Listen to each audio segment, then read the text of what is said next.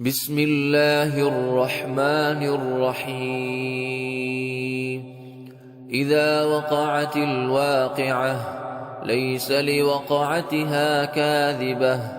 خافضة رافعة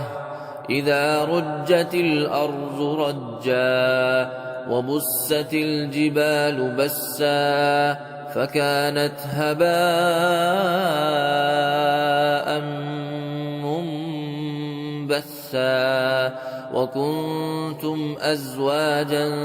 ثلاثة فأصحاب الميمنة ما أصحاب الميمنة وأصحاب المشأمة ما أصحاب المشأمة والسابقون السابقون أولئك المقربون في جنات النعيم ثلة من الأولين وقليل من الآخرين على سرر موضونة متكئين عليها متقابلين يطوف عليهم ولدان مخلدون بأكواب وأباريق وكأس من معين لا يصدعون عنها ولا ينزفون وفاكهة مما يتخيرون ولحم طير مما يشتهون وحور عين كأمثال اللؤلؤ المكنون جزاء بما كانوا يعملون لا يسمعون فيها لغوا ولا تأثيما إلا قيلا سلاما سلاما وأصحاب اليمين ما أصحاب اليمين في سدر مخضود وطلح منضود وظل ممدود وماء مسكوب وفاكهة كثيرة لا مقطوعة ولا ممنوعة وفرش مرفوعة إنا أنشأناهن إنشاء فجعلناهن أبكارا عربا أترابا لأصحاب اليمين ثلة من الأولين وثلة من الآخرين وأصحاب الشمال ما أصحاب الشمال في سموم وحميم وظل من يحموم لا بارد ولا كريم إنهم كانوا قبل ذلك مترفين وكانوا يصرون على الحنث العظيم وكانوا يقولون أئذا متنا وكنا ترابا وعظاما أئنا لمبعوثون أو آباؤنا الأولون قل إن الأولين والآخرين لمجموعون إلى ميقات يوم معلوم ثم إنكم أيها الضالون المكذبون لآكلون من شجر من زقوم فمالئون منها البطون فشاربون عليه من الحميم فشاربون شرب الهيم هذا نزلهم يوم الدين نحن خلقناكم فلولا تصدقون أفرأيتم ما تمنون أأنتم تخلقونه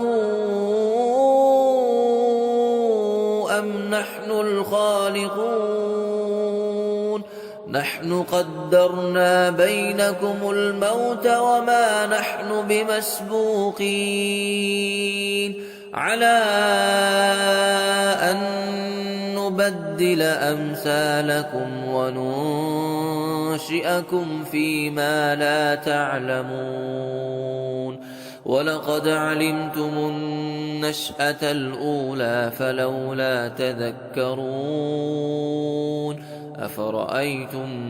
ما تحرثون أأنتم تزرعونه أم نحن الزارعون لو نشاء لجعلناه حطاما فظلتم تفكهون إنا لمغرمون بل نحن محرومون أفرأيتم الماء الذي تشربون أأنتم أنزلتموه من المزن أم نحن المنزلون لو نشاء جعلناه أجاجا فلولا تشكرون أفرأيتم النار التي تورون أأنتم أنشأتم شجرتها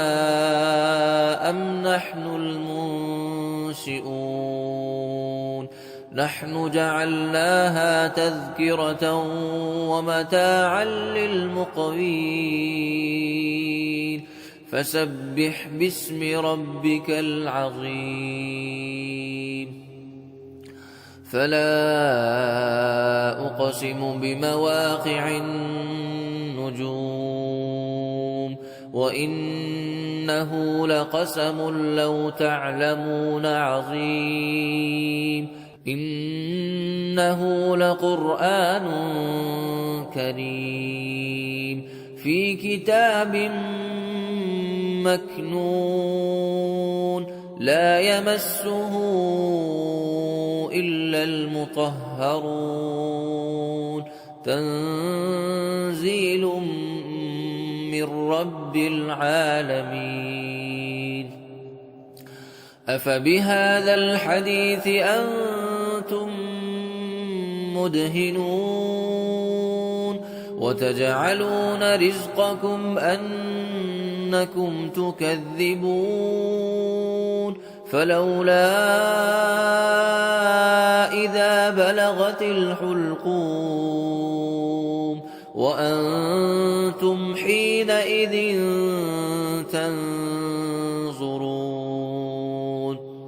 ونحن أقرب إليه منكم ولكن لا تبصرون فلولا إن كنتم غير مدينين ترجعونها إن كنتم صادقين فأما إن كان من المقربين فروح وريحان وجنة نعيم. وأما إن كان من أصحاب اليمين فسلام لك من أصحاب اليمين.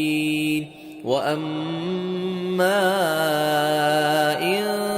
كان من المكذبين الضالين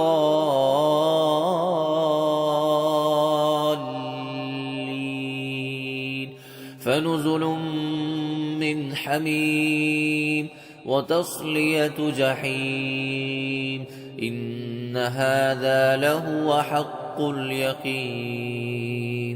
فسبح باسم ربك العظيم.